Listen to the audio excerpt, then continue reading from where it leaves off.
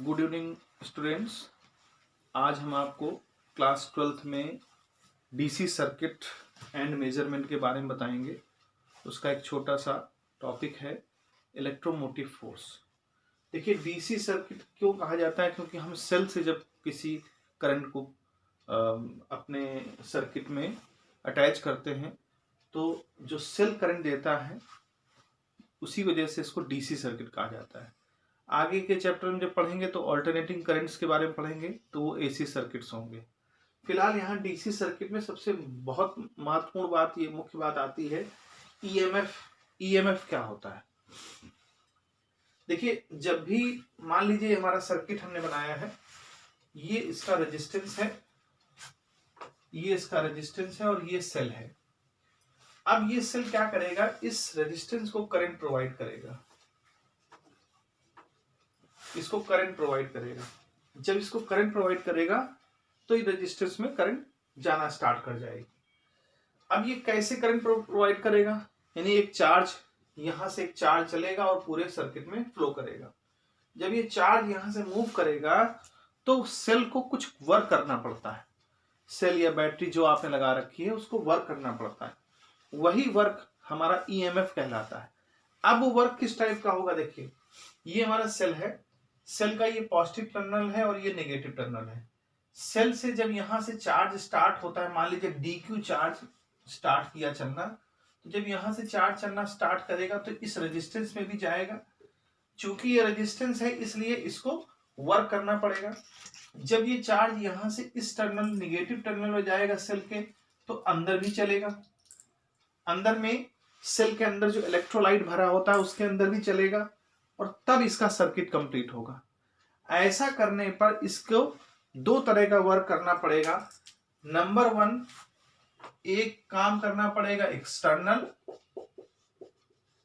और दूसरा काम करना पड़ेगा इंटरनल। एक्सटर्नल वो काम है, एक्सटर्नल वो वर्क होगा जो बाहर के सर्किट में हमें चार्ज पहुंचाने के लिए सेल या बैटरी वर्क करती है। इंटरनल वो काम है जो सेल के अंदर जो इलेक्ट्रोलाइट भरा हुआ है उसके थ्रू जब करंट चलती है तो इलेक्ट्रोलाइट की वजह से भी उसको एक्स्ट्रा वर्क करना पड़ता है, क्योंकि यहाँ कोई खाली जगह तो नहीं है, वहां सेल के अंदर सेल है तो इलेक्ट्रोलाइट भरा होगा। तो जब इलेक्ट्रोलाइट से चार्ज फ्लो करता है तो उसको इलेक्ट्रोलाइट से भी आमना सामना करना पड़ता है, जिसकी वजह से क्या होता है? उसकी एनर्जी लॉस होती है, यानी वर्क करना पड़ता है। सीधा सीधा मतलब ये। तो डीक्यू चार्ज को पूरे सर्किट में फ्लो कराने के लिए एक्सटर्नल और इंटरनल होल सर्किट, इसको कह देंगे होल सर्किट, इसको कह देंगे होल सर्किट। तो जो होल सर्किट में चार्ज को फ्लो कराने के लिए जो वर्क करना पड़ता है वही सेल या बैटरी का ईएमएफ होता है। तो आप डिफाइन कर सकते हैं the work done by the cell to move charge dq in whole circuit,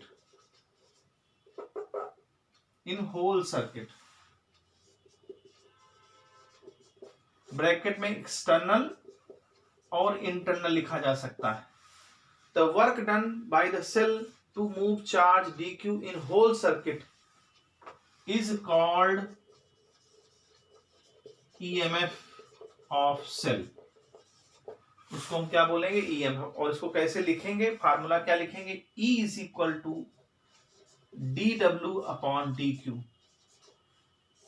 मान लीजिए आपको dq चार्ज ले जाने के लिए dw वर्क करना पड़ा, तो ये जो dw वर्क है यही इस सेल या बैटरी का ईएमएफ कहलाएगा। और इसकी यूनिट क्या हो जाएगी? इसकी यूनिट हो जाएगी जूल पर कूलम, या हम कहीं कहीं वोल्ट भी लिख सकते हैं। ठीक है। अब यहां पर सवाल उठता है कि पोटेंशियल डिफरेंस और ईएमएफ में क्या फर्क है? तो देखिए, पोटेंशियल डिफरेंस किन्हीं दो पॉइंट्स का होता है। जैसे हम इस रेजिस्टेंस का एक टर्मिनल और इस रेजिस्टेंस का एक टर्मिनल अगर यहां वोल्ट मीटर लगा दें तो वोल्ट मीटर हमको बताएगा कि इस पॉइंट से इस पॉइंट तक जाने में, इस पॉइंट से इस पॉइंट तक जाने में सेल ने कितना वर्क किया। तो हमेशा याद रखिए, 9th में भी पढ़ा है, 9th में पढ़ा है कि पोटेंशियल डिफरेंस V होता है पोटेंशियल डिफरेंस, और डिफरेंस का मतलब है कि कोई दो चीजों के बारे में कहा गया है। तो दो चीज कौन सी होगी, एक टर्मिनल ये होगा, दूसरा टर्मिनल ये होगा। तो पोटेंशियल डिफरेंस जब हम कहते हैं, जब किसी एक पॉइंट से दूसरे पॉइंट पर चलने में जो भी वर्क डन सेल करता है वही उसका पोटेंशियल डिफरेंस होता है। हम सेल के जो पोटेंशियल डिफरेंस यहां होगा वही पोटेंशियल डिफरेंस यहां भी होगा। अगर हम इसका एक पोटेंशियल डिफरेंस नापें, सेल का पोटेंशियल डिफरेंस क्या है, तो अभी हम इसको आपको बताएंगे कि सेल का पोटेंशियल डिफरेंस कैसे लिया जाता है, मेजरमेंट कैसे किया जाता है। फिलहाल ये नोट कर लिया होगा आपने। अब इसको हम हटा करके हम आपको बताते हैं कि पोटेंशियल डिफरेंस कैसे निकालेंगे। तो उसके लिए सबसे पहले आपको समझना पड़ेगा इंटरनल रेजिस्टेंस, क्योंकि वो भी जानना जरूरी है। तो दूसरा इसका जो टॉपिक आता है वो आता है इंटरनल रेजिस्टेंस। देखिए इंटरनल रेजिस्टेंस क्या होगा, नेक्स्ट टॉपिक है हमारा इंटरनल रेजिस्टेंस। इंटरनल रेजिस्टेंस, देखिए दो प्रकार का रेजिस्टेंस हम यहां पर बात करेंगे, एक एक्सटर्नल रेजिस्टेंस और एक इंटरनल रेजिस्टेंस। एक्सटर्नल रेजिस्टेंस जैसे आपने सेल से कोई बल्ब जोड़ दिया, कोई डिवाइस जोड़ दी, तो वो हमारा एक्सटर्नल रेजिस्टेंस बोला जाएगा। और जो हम सेल के अंदर इलेक्ट्रोलाइट फिल करते हैं, जैसे ये है, ये हमारा सेल है, पॉजिटिव और नेगेटिव, इसको हमने एक्सटर्नल रेजिस्टेंस से अटैच कर दिया। तो यहां और इसके बीच का पोटेंशियल डिफरेंस और इसके बीच का पोटेंशियल डिफरेंस आपस में इक्वल होगा। अगर हम इस सेल से dq चार्ज ले रहे हैं और ये रेजिस्टेंस है आपका, तो सेल क्या करेगा, ये दो प्रकार का काम करेगा, ठीक है, एक बाहर और एक अंदर।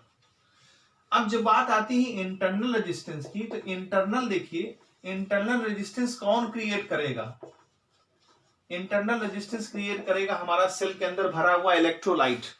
क्योंकि एक्सटर्नल तो हमने देख लिया R है बाहर, लेकिन इंटरनल यानी कि सेल के अंदर इंटरनल रेजिस्टेंस क्या होगा, तो इंटरनल रेजिस्टेंस होगा सेल के अंदर जो भरा हुआ इलेक्ट्रोलाइट है। जब चार्ज यहां से यहां कैरी होता है, यानी यहां एक पॉइंट से दूसरे पॉइंट जब चलता है, तो जो इसके अंदर इलेक्ट्रोलाइट भरा होता है उससे भी चार्ज को लड़ना पड़ता है आगे बढ़ने के लिए। तो ये जो रेजिस्टेंस ऑफर्ड करता है इलेक्ट्रोलाइट, यानी आप इसको डिफाइन कर सकते हैं, resistance offered by the electrolyte to move the charge या यूनिट चार्ज या जो भी आप कहें, to move the unit charge is called internal resistance. अब इंटरनल रेजिस्टेंस किन बातों पे डिपेंड करता है, तो नंबर एक होता है डिस्टेंस पर। अगर हम कहें इंटरनल रेजिस्टेंस को स्मॉल r से रिप्रेजेंट करें, तो इंटरनल रेजिस्टेंस किस पे डिपेंड करेगा, डिस्टेंस बिटवीन द प्लेट्स, यानी इन दोनों के बीच की डिस्टेंस। ये आपको दिखाई दे रहा है, दोनों प्लेटें, एक बड़ी और छोटी, बड़ी का मतलब होता है पॉजिटिव और छोटी का मतलब होता है नेगेटिव। हालांकि दोनों का एरिया एक ही होता है, ये लिखने के लिए सिंबॉलिक जो है ऐसे लिखा जाता है। तो जब हम, अब आप सिंपल सी बात है कि जब डिस्टेंस आप बढ़ा देंगे तो चार्ज को ज्यादा लंबी डिस्टेंस कवर करनी पड़ेगी, और जब चार्ज को ज्यादा लंबी डिस्टेंस करनी पड़ेगी तो उसका एनर्जी ज्यादा खर्च होगी, यानी रेजिस्टेंस ज्यादा क्रिएट हो रहा है। तो डिस्टेंस के क्या हो जाएगा, डायरेक्टली प्रोपोर्शन हो जाएगा। दूसरा पॉइंट होता है एरिया, एरिया के इनवर्सली प्रोपोर्शन होता है। जैसे मान लीजिए आपको किसी कमरे के अंदर घुसना है या चलना है, अगर उस कमरे का दरवाजा छोटा होगा तो आपको चलने में परेशानी होगी, लेकिन अगर उसका दरवाजा बड़ा है तो आप आराम से जो है एक्सरसाइज करते हुए जा सकते हैं। इसका मतलब क्या हुआ, अगर एरिया बढ़ाएंगे तो रेजिस्टेंस कम हो जाएगा, रुकावटें कम हो जाएंगी, चार्ज को चलने में आसानी होगी। तो एरिया किसका, एरिया ऑफ प्लेट, क्योंकि प्लेट कोई लाइन तो होती नहीं, प्लेट का अपना एक एरिया होता है। तो एरिया अगर बढ़ा देंगे, लेंथ ब्रेथ बढ़ा देंगे, तो रेजिस्टेंस हमारा कम हो जाएगा। तीसरा फैक्टर होता है कंसंट्रेशन। कंसंट्रेशन किस चीज का कंसंट्रेशन, तो कंसंट्रेशन ऑफ इलेक्ट्रोलाइट। यानी इसके अंदर जितना गाढ़ा मटेरियल, जितना कंसंट्रेटिव मटेरियल आप रखेंगे उतना ज्यादा रेजिस्टेंस लगेगा। क्यों? क्योंकि मान लीजिए आप रोड पे जा रहे हैं और 10 की भीड़ है, अचानक 100 की भीड़ हो जाए, अचानक 200 की भीड़ हो जाए, तो आपको चलने में ज्यादा समस्या आएगी, ज्यादा चलने में दिक्कत आएगी।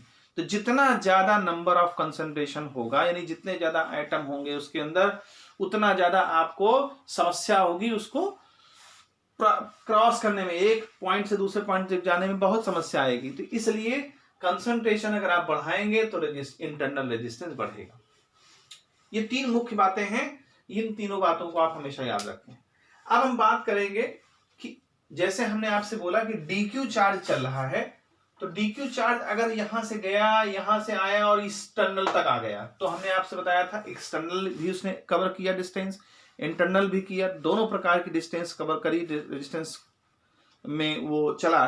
तो हम ये कह सकते हैं कि जो ईएमएफ होगा सेल का, वो ईएमएफ होगा, आप किसको देखिए, फार्मूला होता है V is equal to W upon Q, ठीक है, V is equal to W upon Q. तो अगर हम वर्क डन निकालना चाहते हैं, यहां अगर हम वर्क डन निकालना चाहते हैं सेल का पूरा, इंटरनल और एक्सटर्नल, तो उसको हम क्या लिखेंगे, डी डब्ल्यू, और डी डब्ल्यू क्या होगा, E इंटू डी टी, जो कि E बराबर होता है W अपॉन, या dt नहीं सॉरी dq लिखा जाएगा, dq, E इंटू dq। ये वही फार्मूला हो गया जो अभी आपने पढ़ा था, E is equal to D W upon dq। तो उसी से हमने लिखा dw is equal to E into dq। अब dq क्या चीज है, चार्ज है, तो हम जानते हैं कि dq क्या होता है, I इज इक्वल टू क्या होता है, dq अपॉन dt। ये फार्मूला हमने 9th में पढ़ा है इलेक्ट्रिसिटी में, I is equal to D Q upon D T. तो डी क्यू की जगह हम क्या लिख सकते हैं यहाँ पर, ई आई डी टी। तो हमारी ये एक इक्वेशन हो गई। ये इक्वेशन क्या कहती है, ये इक्वेशन कहती है कि सेल का ये पूरा ईएमएफ हमको बताती है कि सेल ने पूरे सर्किट में कितना वर्क किया। तो डी डब्ल्यू ये वर्क है छोटे से चार्ज को मूव कराने के लिए, इंटरनल एंड एक्सटर्नल बोथ। तो ये इक्वेशन हमने सेव कर ली। अब हम बात करेंगे एक्सटर्नल रेजिस्टेंस में कितना वर्क डन करना पड़ा। तो इसको डी डब्ल्यू एक्सटर्नल लिख सकते हैं, सफिक्स लगा सकते हैं। वहां क्या करना पड़ेगा, उसके बीच में पोटेंशियल डिफरेंस क्या होगा, वी आई और डी टी, क्योंकि आई तो फ्लो हो ही रही है, सेम फ्लो हो रही है, तो आई वही रहेगा, डी टी टाइम में। तो यहां पर हमारी इक्वेशन नंबर 2 हो जाती है। इसी तरह से इंटरनल अगर हम चलेंगे तो इंटरनल में क्या होगा, डी डब्ल्यू इंटरनल लिख सकते हैं, और यहां लिख सकते हैं स्मॉल वी। स्मॉल वी क्यों कहा हमने, क्योंकि इस पॉइंट अंदर के, इस पॉइंट और इस पॉइंट के जो करंट हमारी चलती है, जो वर्क डन करना पड़ता है, उसके लिए हमने क्या सिंबल यूज किया, स्मॉल वी। ये स्मॉल वी पोटेंशियल डिफरेंस है सेल के अंदर का, जो आपके जो उसमें सेल में जो इलेक्ट्रोलाइट भरा हुआ है उसमें भी करंट चलेगी, आई इंटू डी टी। करंट तो यहां भी वही है, यहां भी वही है। Equation number 3। अब अकॉर्डिंग टू डेफिनेशन क्या हमने बोला था कि जो टोटल वर्क डन है वो टोटल वर्क डन एक्सटर्नल और इंटरनल के सम के बराबर होना चाहिए। यही डेफिनेशन थी हमारी कि जो सेल वर्क कर रहा है वो अंदर भी करेगा बाहर भी करेगा। हमने दोनों वर्क निकाल दिए, बाहर का और अंदर का। तो क्यों ना हम इसको ऐड कर दें। तो इक्वेशन 1 को जब हम ऐड करेंगे 2 और 3 के बराबर करेंगे तो हम इसको ये लिख सकते हैं, E I D T is equal to V I D T plus small V I D T. अब स्मॉल वी को हम क्या कह सकते हैं, चूंकि स्मॉल वी हमारा पोटेंशियल डिफरेंस है इंटरनल रेजिस्टेंस का, तो आई इंटू स्मॉल आर लिख सकते हैं। तो यहां पर हम देखिए एक वैल्यू लिख सकते हैं, डी टी तो कैंसिल हो जाएगा हर जगह, और E I is equal to V I plus इसकी जगह ये लिखेंगे तो आई स्क्वायर आर हो जाएगा। अब आई भी कैंसिल कर सकते हैं तो हम क्या लिख सकते हैं, E is equal to V plus, यहां पर स्मॉल आर लिखना चाहिए था, मैंने इसको कैपिटल लिख दिया है, आई स्क्वायर आर। ये हमारा एक फार्मूला बन गया। अब इस फार्मूले को थोड़ा सा एलोबरेट कर दें या दूसरे फॉर्म में लिख दें तो इसको हम क्या लिख सकते हैं, तो देखिए इसको हम लिख सकते हैं V is equal to E minus I are.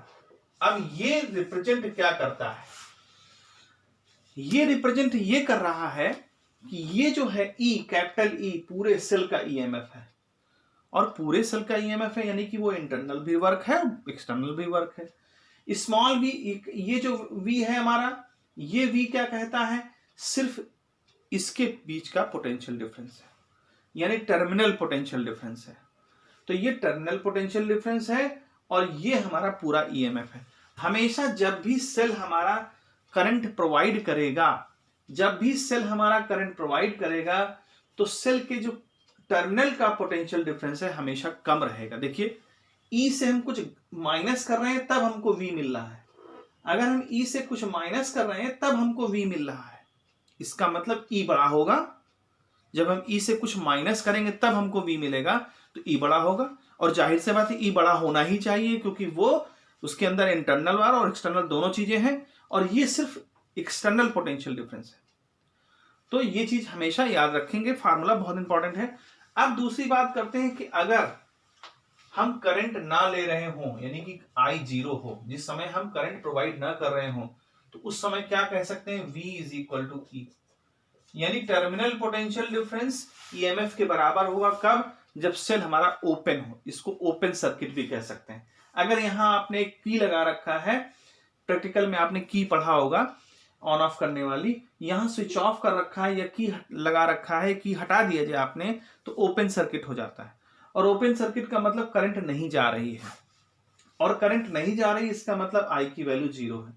जब I की वैल्यू 0 होगी तो V E के बराबर होगा। ये तो हो गई दूसरी बात। अब आते हैं तीसरी बात पे। अगर इस सेल को हम किसी एक्सटर्नल सोर्स से कनेक्ट कर दें, जैसे आपके घर में जो इन्वर्टर की बैटरी है, अगर उसको हम करंट दें बाहर से, यानी कि जब उसको हम चार्ज कर रहे होते हैं, देखिए जब डिस्चार्ज हो रही होती है, लाइट चली गई, डिस्चार्ज हो रहा है, तो ये स्थिति होगी हमारी। लेकिन अगर वो लाइट आ जाती है बाहर से और बाहर से हम उसको चार्ज करते हैं, यानी हमारी जो घर की बैटरी है उसी को ही हम चार्ज कर रहे हैं, तो जब उसको हम चार्ज करेंगे तो हम एक्सटर्नल सोर्स से इसको कनेक्ट करेंगे, जिससे इसको चार्ज करेगी ये, और जब ये इसको चार्ज करेगी तो करंट की डायरेक्शन हमारी पलट जाएगी। अभी तक करंट ये ऐसे दे रहा था, अब ये करंट इसको दे रहा है। एक्सटर्नल सोर्स जो हमारे सेल को चार्ज कर रहा है, वो करंट उल्टी डायरेक्शन में प्रोवाइड कर रहा है। तो हम फार्मूला फिर क्या यूज करेंगे, बहुत न्यूमेरिकल में यूज होता है, आपके जो न्यूमेरिकल्स होंगे इसमें यूज करा जाएगा, कि जब सेल को हम चार्ज करते हैं तो यहां पर क्या हो जाता है, V is equal to E plus I R, यानी यहां पर V की वैल्यू बढ़ जाती है। अभी हमने बोला V की वैल्यू कम हो जाती है जब सेल डिस्चार्ज होता है, यानी सेल जब करंट दे रहा होता है। लेकिन जब सेल को ही आप चार्ज करोगे तो जाहिर सी बात है कि जो पोटेंशियल डिफरेंस है सेल के पॉइंट्स का, दोनों टर्मिनल्स का, वो बढ़ जाएगा उसके ईएमएफ से, तभी आप चार्ज कर पाओगे, नहीं अदरवाइज सेल को चार्ज ही नहीं कर सकते हम। तो निश्चित बात है कि जो एक्सटर्नल सोर्स लगा है वो हाई वोल्टेज पे होगा सेल से, तभी हम उसको चार्ज कर पाएंगे।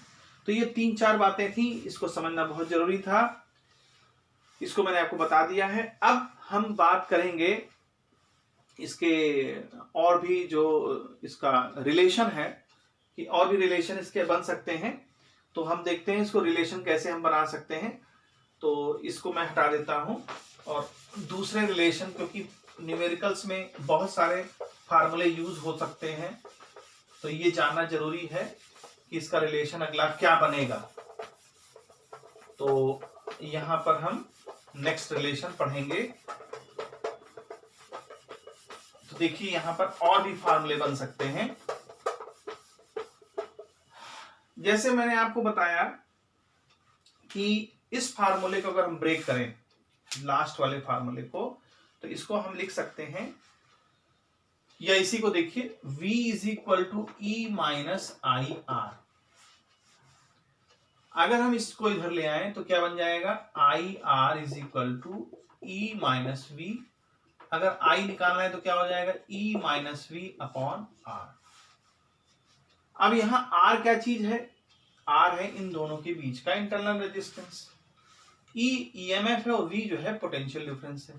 तो एक फार्मूला हमारा इस तरह से भी बन सकता है अगर हम बनाना चाहें, ठीक है। अब दूसरा फार्मूला होता है I is equal to E upon R plus R. अब ये कहां से आया देखिए, अब इसको लाने के लिए देखिए क्या करेंगे, ये हमारा फार्मूला तैयार है। अब देखिए यहां पर V की जगह हम क्या लिख सकते हैं, I इंटू आर, क्योंकि V इसके बीच का पोटेंशियल डिफरेंस, तो I इंटू आर लिख सकते हैं। तो जब हम इसको लिखेंगे E minus I R upon R, तो देखिए I के साथ यहां R आ जाएगा और इस टर्म को यहां ले आइए, तो ये क्या बन जाएगा हमारा, I कॉमन हो जाएगा, और जब I कॉमन हो जाएगा तो इसमें क्या बचेगा, R plus R is equal to E. ठीक है, फिर से देखिए इसको, हमने आपसे बताया कि ये फार्मूला हम बना सकते हैं, क्योंकि ये हम लेके आए थे, तो इसको हम आई आर इधर ले आए, ई माइनस वी करके ये बना दिए। लेकिन हम चाहते हैं कि थोड़ा और दूसरे फॉर्म में आ जाए, तो जहां पर आपका v लिखा हुआ है वहां आई आर कर दीजिए। तो इसी फार्मूले में हमने क्या किया, v की जगह आई आर कर दिया। ये इधर चला गया स्मॉल r, तो ये वैल्यू आ गई, ये इधर आ गया, तो यानी हमने दोनों i वाली टर्म को एक जगह कर दिया। अब यहां से i कॉमन हो जाएगा तो r प्लस आर हो जाएगा। अब i को क्या लिखा जा सकता है यहां पर, तो i को यहां पर लिख सकते हैं हम लोग, I को लिख सकते हैं E upon R plus R. तो ये फार्मूला हमारा तैयार हो जाएगा। तो इस फार्मूले को याद रखें, और अभी और भी टॉपिक हैं, ये बहुत बड़ा चैप्टर है, बहुत इंपॉर्टेंट चैप्टर है क्लास 12 के लिए। तो नेक्स्ट टॉपिक हम नेक्स्ट वीडियो में आपको बताएंगे, तब तक आप पढ़ें और कोई डाउट हो तो उसको पूछ लेते हैं। ठीक है, ओके बाय।